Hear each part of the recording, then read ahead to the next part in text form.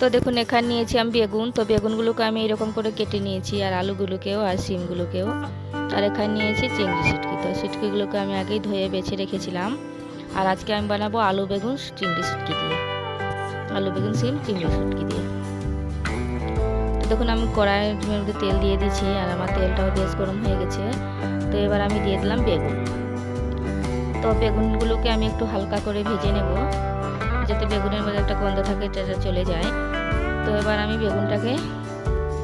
বেগুনের মধ্যে দিয়ে দিলাম একটু হলুদ, আর দিয়ে দিলাম সামান্য লবণ।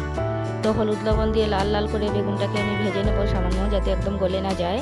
তো দেখুন আমার বেগুনটা ভাজানো হয়ে গেছে। তো এবার আমি বেগুনটাকে নামিয়ে নিলাম। তো বেগুনটাকে আমি নামিয়ে নিলাম, আর ওখানে আবার সেই কড়াই দিয়ে দিলাম সরষা তেল।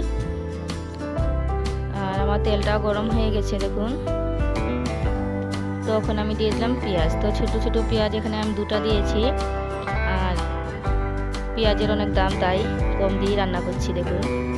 তো আমার পেঁয়াজটা গরম হয়ে গেছে, ভাজানো হয়ে গেছে। আর ওখানে আমি দিয়ে দিলাম চিংড়ি শুটকিগুলো। তো চিংড়ি শুটকিগুলো দিয়েও আমি একটু ভালো করে ভেজে নেব। তো আমার শুটকিগুলোও ভাজানো হয়ে গেছে।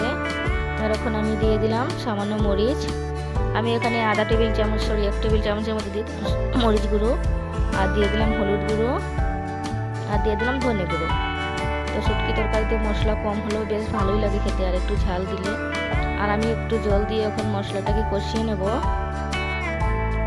আর দিয়ে দিলাম এখানে আমি স্বাদ মতো লবণ। তো দেখুন আমি তখন এখানে দিয়ে দিলাম রসুন বাটা। এখানে আমি 3-4 করে বড় সাইজের রসুনটি নিয়েছি, আর দিয়ে দিলাম কয়েকটা কাঁচা লঙ্কা।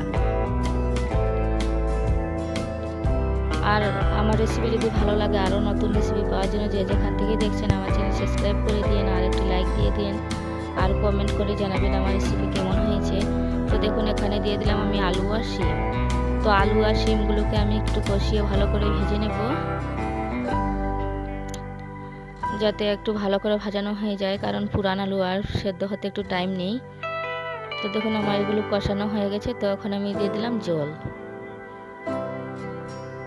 তো বেগুনটা আমি একটু পরে দেবো, তার জন্য আমি আগে ভেজে রেখেছিলাম। তো এবার আমি এগুলোকে একটু ভালো করে সেদ্ধ করে নেব, আর বেগুনটা খুব সহজেই সিদ্ধ হয়ে যাবে।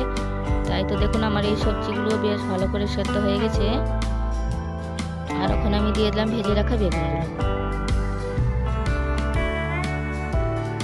তো আমার কাছে ধনেপাতা ছিল না, ধনেপাতা দিলে আরও টেস্ট লাগতো খাবার খেতে।